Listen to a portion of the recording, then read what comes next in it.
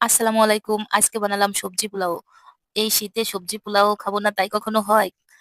এখন সবজি খুব সহজেই পাওয়া যাচ্ছে। সব ধরনের সবজি দিয়ে খুব মজাদার একটা সবজি পোলাও তৈরি করলাম।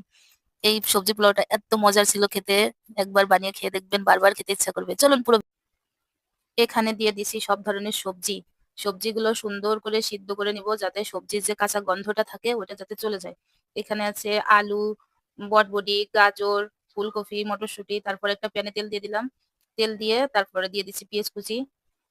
পেঁয়াজগুলো খুব সুন্দর করে ভেজে নিতে হবে। এখানে ১ কাপ পরিমাণে পেঁয়াজ কুচি দিছি। দিয়ে পেঁয়াজগুলোকে ভেজে লাল, লাল করে তারপরে ব্রেস্তা বানাতে হবে। ব্রেস্তা বানাইয়ে এই পেঁয়াজগুলো তুলে রাখবো।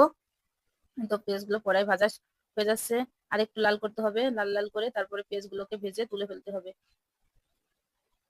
এরকম ভাবে সবজি খিচুড়ি রান্না করলে অনেক বেশি মজা হয়। তারপরে একটা প্যানে তেল দিয়ে দিলাম। দিয়ে যে সিদ্ধ করে রাখা সবজিগুলো, হালকা ভাপ দিয়ে রাখা সবজিগুলো এখন এই প্যানের ভিতরে দিয়ে দিলাম। প্যানের ভিতরে দিয়ে হালকা ভাবে নেড়ে-চেড়ে হালকা করে ভাজি করতে হবে। এগুলো বেশি ভাজা দেওয়া যাবে না। হালকা মিডিয়াম আছে হালকা করে ভেজে নিতে হবে সবজিগুলো। এখানে সব সবজি দিয়ে দেবো। দিয়ে একটু লবণ দিতে হবে। পরিমাণ মতো লবণ দিয়ে দিতে হবে। লবণ দিয়ে ভেজে দিতে হবে। আর কোনো মসলা যাবে না এর ভিতরে। শুধুমাত্র লবণ। লবণ দিয়ে সুন্দর করে ভেজে নিতে হবে সবজিগুলোকে। এই পর্যায়ে দিয়ে দেবো কিছু পেঁয়াজের কলি।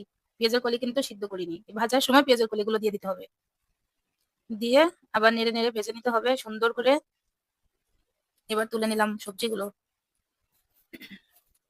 সবজিগুলো তোলা শেষ। এবার এই প্যানের ভিতরে দিয়ে দেবো সেই ভিজিয়ে রাখা চিনি গুঁড়া চাল। আমি চালটা ধুয়ে পানি ঝরাতে রেখে দিছি। এবার দিয়ে দিলাম তেজপাতা, দারচিনি, এলাচ এগুলো দিয়ে একটু ভেজে নিব যাতে এই মসলার গন্ধটা চলে আসে। সুগন্ধটা বেরিয়ে গেছে। এই পর্যায়ে দিয়ে দেবো ভিজিয়ে ধুয়ে রাখা সেই চিনি গুঁড়া চালটা। এটা আমি ধুয়ে সুন্দর করে ধুয়ে পানি ঝরিয়ে রেখে দিছি। এই পর্যায়ে দিয়ে দিলাম চিনি গুঁড়া চাল। এবার চালটাকে ভালো করে নেড়ে, নেড়ে ভেজে দিতে হবে। চালটাকে একটু সময় নিয়ে ভাজবেন। যতক্ষণে চালের কালার চেঞ্জ না হচ্ছে ততক্ষণ পর্যন্ত ভাজতে হবে। চালটা ভাজার সময় একটা শব্দ হবে। লাল, লাল যখন হয়ে যাবে তখন নামিয়ে ফেলবেন। আর কোনো কাজ নেই। এই যে দিয়ে দিলাম লং। লং দিতে ভুলে গেছিলাম। দিয়ে ভালো করে চাল নেড়ে, নেড়ে সুন্দর করে যখন চাল থেকে মনে হবে যে তেল চলে আসছে, চালে ভাজা শেষ। তারপরে দিয়ে দিতে হবে রাইস কুকারে। আমি ওইদিকে গরম পানি করতে দিছি রাইস কুকারে। ১ কেজি চালের জন্য আমি ৮ গ্লাস পানি দিছি। দিয়ে এই যে রাইস কুকারের ভিতরে ভাজা চালটা সবজিটা দিয়ে দিতে হবে এক করে। তারপরে ঢেকে দিলে রেডি হয়ে যাবে সুন্দর সবজি পোলাও। একবারে সহজ রেসিপি। দিয়ে দিলাম সবজিগুলা।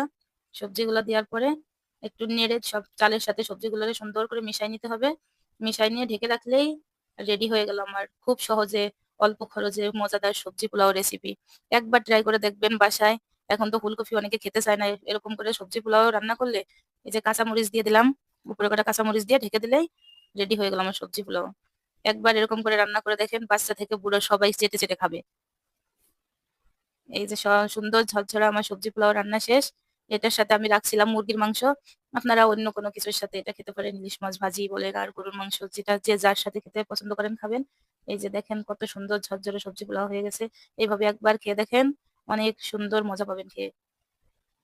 ধন্যবাদ সবাইকে। আমার ভিডিওটা যদি ভালো লাগে লাইক করবেন, কমেন্ট করবেন, শেয়ার করবেন।